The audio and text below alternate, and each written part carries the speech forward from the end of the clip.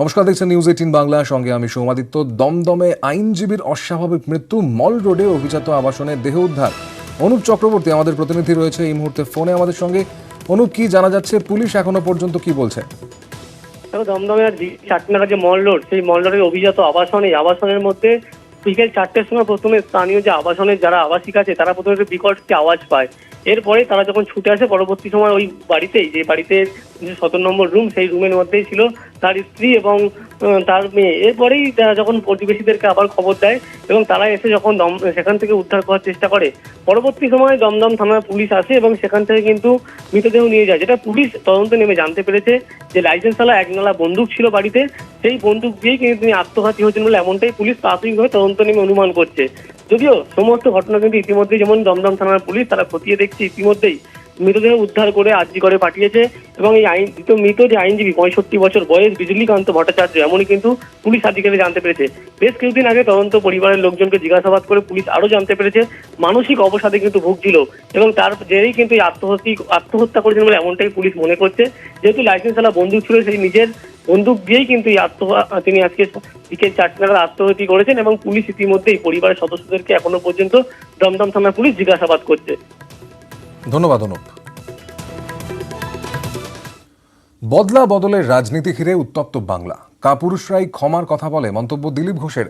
বিন্দুতে বিন্দুতে বদলা নেওয়ার হুঁশিয়ারি সায়ন্তনের। পাল্টা ফিরহাদ হাকিমের আক্রমণ বিজেপি তালিবানি দল।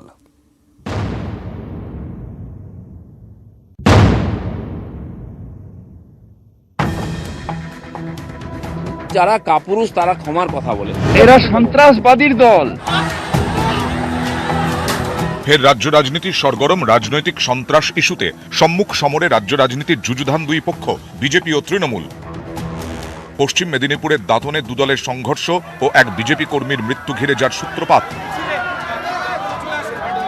ঘটনার জেরে গত বৃহস্পতিবারই বদলা বদলের টুইট করেন দিলীপ ঘোষ। থানা জ্বালানোর হুমকি দেন সায়ন্তন বসু। পুলিশকে মারবেন না, কিন্তু আমাদের যদি আরেকজন কর্মীর গায়ে হাত পড়েছে, দাঁতন থানা জ্বালিয়ে দেব। পাল্টা হুমকি তৃণমূল নেতা অনুব্রত মণ্ডলের। বদলা চাই, বদলা চাই। তো চামড়াটা কত বড় মোটা আমি জানি না, বা কত পাতলাও আমি জানি না, নিজের জায়গাটা ঠিক রাখো। রবিবারও দমতে নারাজ বিজেপি রাজ্য সভাপতি, বরং এক কদম এগোলেন। হিংসার প্রতিরোধ যদি কেউ ভাবে যে মন্ত্র জপ করলে হয়ে যাবে, লোকে তাকে কাপুরুষ ভাববে, তাকে নির্বোধ ভাববে। তারা ভগবান শ্রীকৃষ্ণ ভুল করেছেন যুদ্ধ করে। তো যারা কাপুরুষ তারা ক্ষমার কথা বলে, যারা বলে হিংসা করবো না, হিংসা ছাড়া পৃথিবীতে কোনোদিন সমাধান হয়নি। সেজন্য যে ভাষা বোঝে সেই ভাষায় কথা বলাটাই পৃথিবীর দস্তুর। যে পারে না সে নিশ্চিন্ন হয়ে যায়। রবিবার সায়ন্তন বসুর কথাতেও বদলার হুঁশিয়ারি। মুখ্যমন্ত্রী বলেছিলেন ইঞ্চিতে ইঞ্চিতে বদলা নেব, আমি বলছি বিন্দুতে বিন্দুতে বদলা নেব। ফের থানা জ্বালানোর পক্ষে সওয়াল। থানা জ্বালাবেন না তো কি করবেন? থানাগুলো তো তৃণমূলের পার্টি অফিসে পরিণত হয়েছে। দুষ্কৃতীদের আশ্রয় দিচ্ছে পুলিশ। তৃণমূল শিবির শোনাচ্ছে শ্রী চৈতন্যের কথা। জ্বালিয়ে দেব, মেরে দেব, কেটে দেব, ভেঙে দেব, এটা বাংলার স্লোগান নয়। বাংলার স্লোগান বরং মেরেছিস কলসির কানা, তাই বলে কি প্রেম দেব না, এটা হচ্ছে বাংলার স্লোগান। সঙ্গে বিজেপিকে তালিবান জৈশ-ই মোহাম্মদের সঙ্গে তুলনা। তালিবানরা যেরকম অন্য কোনো শিক্ষা নেই, তারা সন্ত্রাস করতে জানে। জৈশ-এ মোহাম্মদ যেরকম সন্ত্রাস করতে জানে, মানুষকে খুন করতে জানে, এদেরও সেই রকমই শিক্ষা। আর আজকে যা শুনছি তাতে তারাও সন্ত্রাসের কথা বলছে, ভালো কথা বলছে না। ছাড়তে নারাজ বিজেপি রাজ্য সভাপতি। বাংলাদেশ থেকে, পাকিস্তান থেকে যত টেররিস্ট আসে, পশ্চিমবঙ্গ হচ্ছে তার সেফ শেল্টার। সমস্ত জেলায় ধরা পড়ছে, মহিলা টেররিস্ট পর্যন্ত ধরা পড়ছে পশ্চিমবাংলায়। আমাদেরকে টেরোরিজম শেখাচ্ছে না, সারা ভারতবর্ষের টেরোরিজমের টুটি টিপে দিয়েছি, আমরা বন্ধ করে দিয়েছি। কিন্তু পশ্চিমবাংলায় তাদেরকে জল দিয়ে, বাতাস দিয়ে খাইয়ে রেখেছেন। সেই পার্টির কোন নেতা মন্ত্রী বিজেপিকে জ্ঞান দেবে? লোকে তো হেসে হেসে পেট ব্যথা হয়ে যায়। মিশন বাংলা, পাখির চোখ 2021। তার আগে বদলা বদলের রাজনীতি ঘিরে সংঘাতে বিজেপি তৃণমূল। আশঙ্কার প্রহর গোনা শুরু, বারবার রাজনৈতিক সন্ত্রাসে রক্তাক্ত বাংলার। নিউজ 18 বাংলা।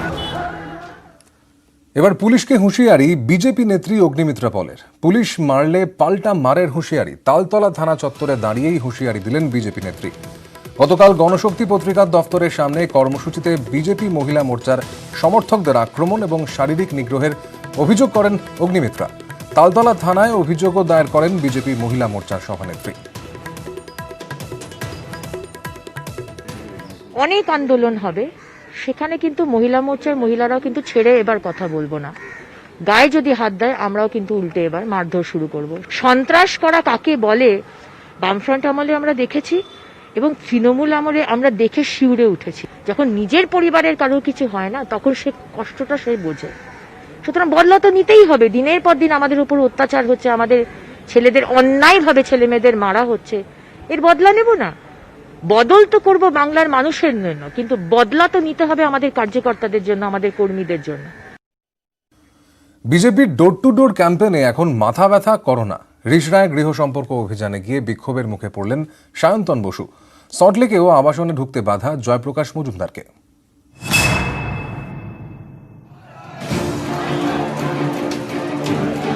রিষড়ায় সায়ন্তন বসু, বিধাননগরে জয়প্রকাশ মজুমদার। গৃহ সম্পর্ক অভিযানে গিয়ে বিক্ষোভের মুখে পড়ার অভিযোগ বিজেপি নেতাদের।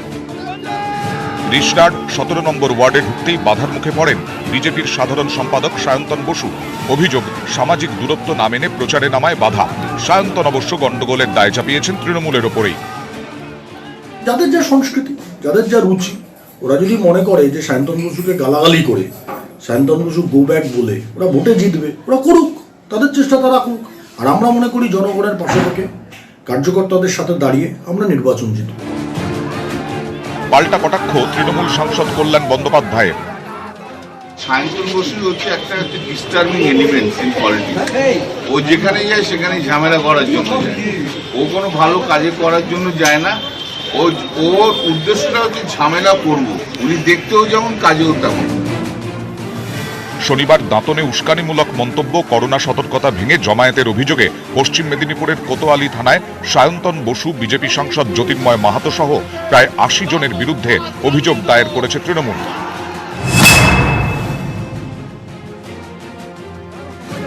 সল্টলেকেও গৃহ সম্পর্ক অভিযানে গিয়ে বাধার মুখে পড়েন বিজেপি নেতা জয়প্রকাশ মজুমদার। তাঁরও অভিযোগ, করোনার ধুয়ো তুলে বাধা দিয়েছে তৃণমূলই। আমরা বাইরের আউটসাইডার লোকজনদের আমরা বারণ করছি এবং তাদের কথা শুনে আমাদের ঘর ঘর যাওয়ার বেশ কিছু ঘরে গেছি আমরা বাড়িতে, কারণ তাদের অনুরোধ শুনে আমরা আজকের মতন কাজ অসমাপ্ত রেখেছি। বিজেপি নেতাদের বিরুদ্ধে আক্রমণ শানিয়েছেন তৃণমূল নেতা জ্যোতিপ্রিয় মল্লিক। এদের প্রত্যেকের শিক্ষাগত যোগ্যতা নিয়ে আমাদের কাছে প্রশ্নাতীত। এদের প্রত্যেকের চিকিৎসা করানো দরকার, সুচিকিৎসার ব্যবস্থা করা দরকার। ওদের সর্বভারতীয় সভাপতির উচিত এদের প্রত্যেককে দিল্লি নিয়ে গিয়ে এমসে ভর্তি করে ভালো করে চিকিৎসা করা।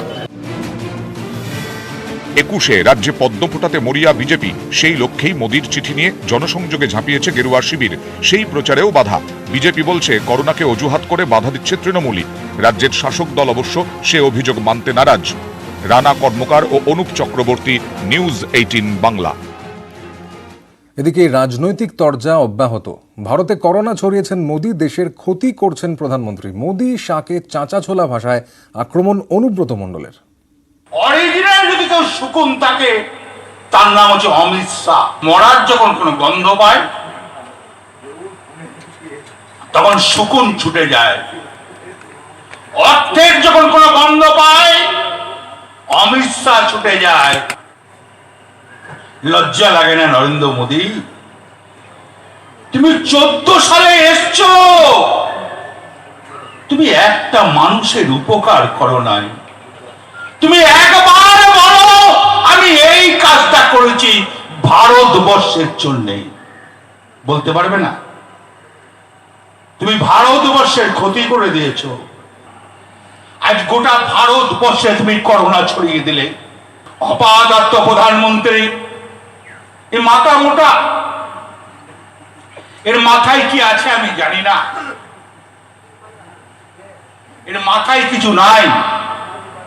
অমিত শাহ তো একবারে মাথা মোটা। পাশাপাশি দিলীপ ঘোষকেও আক্রমণ অনুব্রত মণ্ডলের। বাংলার মানুষকে অপমান করেছেন বিজেপির রাজ্য সভাপতি, এমনটাই অভিযোগ তৃণমূল নেতার। কি আছে? ও মানুষের পর্যায়ে পড়ে, আচ্ছা, হঠাৎ পশ্চিম বাংলার মানুষকে বলল যে মমতা ব্যানার্জি যে 2 টাকা কেজি চাল দেয় কুকুর ছাগলে খায়। আচ্ছা, একজনা দাঁড়িয়ে বলুন তো, ওই চালের ভাত কি আপনারা খান নাই কেউ? আমি নিজে খেয়েছি। আচ্ছা, ওই চালটা কি কুকুর ছাগলে খাবার যোগ্য? মমতা ব্যানার্জি কি চাল খারাপ দেয়? তাহলে পশ্চিম বাংলার মানুষকে তো কুকুর ছাগল বলার অধিকার নাই। তাহলে মুখটাকে কি করতে হবে? প্লাস্টার করে দিতে হবে সারা জীবনের মতো।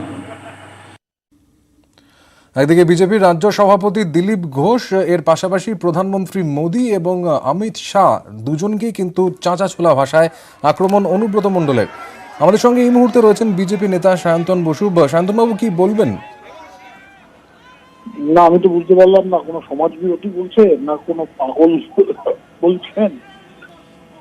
সমস্যা হচ্ছে এদের, আপনারা দেখাচ্ছেন বটে, আর কয়েকদিন পরে এদেরকে আর খুঁজে পাওয়া যাবে না, জঙ্গলে গিয়ে কি থাকবে। একে বলে মানসিক চিকিৎসা যাদের প্রয়োজন, তারাও যদি এখন বড় বড় কথা বলতে থাকে বা দেশের প্রধানমন্ত্রী সম্পর্কে বলতে থাকে, তাহলে মহা বিপদ। আমার মনে হয় সরকারের উচিত এর বিরুদ্ধে ব্যবস্থা নেওয়া, হয়তো রাঁচিতে পাঠানো। ভারতে করোনা ছড়িয়েছেন মোদী, দেশের ক্ষতি করছেন এমনটাই বলছেন তিনি। বললাম তো, পাগলের প্রলাপ সম্পর্কে কি বলতে চাই বলুন তো? এর উন্মাদ একজন মনে হচ্ছে কোনো কারণে আঘাত পেয়ে পাগল হয়ে গেছে। কি বলবো, এর হাস্যকর সব কথাবার্তা যারা বলে তাদের সম্পর্কে কিছু না বলাই ভালো। শুধু সময় নষ্ট এদেরকে দেখা বা এদের সম্পর্কে বলা, মানে যে এতগুলো সিকিউরিটি নিয়ে ঘুরে বেড়ায় আর বড় বড় বীরত্বপূর্ণ কথা বলে। উন্মাদটাকে যদি সিকিউরিটি ছাড়া রাস্তায় বেরোক, জনগণ আসল ওষুধ দিয়ে দেবে। মঙ্গলবার উত্তর হাওড়ায় জল সরবরাহ বন্ধ থাকবে। মঙ্গলবার দুপুর থেকে বন্ধ থাকবে পরিষেবা। পাইপলাইনের কাজের জন্য পরিষেবা বন্ধ থাকবে। উত্তর হাওড়ার বিস্তীর্ণ এলাকায় এই পরিষেবা বন্ধ থাকছে বলে জানা যাচ্ছে। বুধবার সকাল থেকে পরিষেবা স্বাভাবিক হবে। দেবাশিস চক্রবর্তী আমাদের প্রতিনিধি এই মুহূর্তে রয়েছেন ফোনে। দেবাশিসের কাছ থেকে আরো জানবো। দেবাশিস, দেখো, বেশ কয়েকদিন আগে আমরা দেখেছিলাম হাওড়া পৌরসভা 3 নম্বর ওয়ার্ডে সেখানে একটি HIT কমিউনিটি হল, সেটি মাটির তলায় কিছুটা বসে যায় এবং তার জেরে যে পাইপলাইন, সেই পাইপলাইন ফেটে যায়। সেই মেরামতি কাজ, অর্থাৎ তার পাশ দিয়ে আরো একটি নতুন পাইপলাইন তৈরি করা হয়েছে। তার সঙ্গে এই সংযোগ করতে গেলেই মূলত এই পাইপলাইনের কাজ বা জল সরবরাহ বন্ধ রাখতে হবে। হাওড়া পুরসভার 1 থেকে 14 নম্বর ওয়ার্ড মূলত পার্সিয়ালি এই ওয়ার্ডে প্রায় দুপুর থেকে রাত পর্যন্ত জল সরবরাহ বন্ধ থাকবে। বুধবার চেষ্টা করা হবে সকালের দিকে সেই জল সরবরাহ স্বাভাবিক করার জন্য। ধন্যবাদ দেবাশিস। নিউজ 18 বাংলার খবরের জের 34 নম্বর জাতীয় সড়ক মেরামতি শুরু। বারাসত থেকে জাগুলিয়া পর্যন্ত 34 নম্বর জাতীয় সড়কের হাল বেহাল। এই খবর সম্প্রচার করে নিউজ 18 বাংলা। তারপরেই রাস্তা সারাই শুরু করল জাতীয় সড়ক কর্তৃপক্ষ।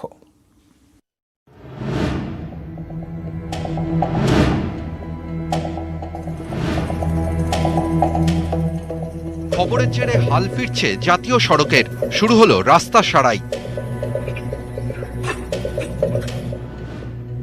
উত্তর 24 পরগনার বারাসাত থেকে জাগুলিয়া পর্যন্ত 34 নম্বর জাতীয় সড়কের হাল বেহাল। বেশিরভাগ জায়গাতেই উঠে গিয়েছে পিচ, বড় বড় খানাখন্দ, পদে পদে বিপদের আশঙ্কা। 16 জুন এই খবর সম্প্রচার করে নিউজ 18 বাংলা, যার জেরে হুঁশ ফিরল জাতীয় সড়ক কর্তৃপক্ষের।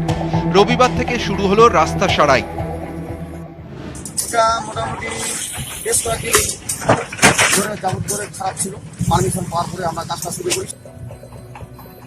কার্যত মরণ ফাঁদের চেহারা নিয়েছিল এই রাস্তা। প্রায় রোজই ঘটত দুর্ঘটনা, তার মধ্যেই চলছিল ঝুঁকির যাতায়াত। অবশেষে রাস্তা মেরামতি শুরু হওয়ায় খুশি গাড়ি চালকরা। প্রত্যেক পাবলিকেরই উপকারটা ভালো হবে, বেশিরভাগ উপকার আরো ভালো হবে, যে যারা অ্যাম্বুলেন্স নিয়ে যাচ্ছে তাদের আরো সুবিধাটা বেশি হবে। নিউজ বাংলার যে খবরের জন্য, যে রাস্তার কাজের জন্য যে এগিয়েছে, এতে খুব আমি খুশি। রাস্তার যে অবস্থা, গাড়ি চালাতে যে অসুবিধা, ঠিক আছে, তাতে করে যে কাজ চালু হয়েছে, এটা আমরাও শুনে খুব খুশি হলাম। দক্ষিণবঙ্গের সঙ্গে উত্তরবঙ্গের সংযোগকারী অন্যতম রাস্তা এই 34 নম্বর জাতীয় সড়ক। স্থানীয় বাসিন্দাদের দাবি, প্রতি বছরই বর্ষার সময় রাস্তার ভয়ঙ্কর অবস্থা হয়। এবার তাই এলাকাবাসীর দাবি, শুধু তাপ্পি নয়, দীর্ঘমেয়াদী পরিকল্পনা করে রাস্তা মেরামতি হোক।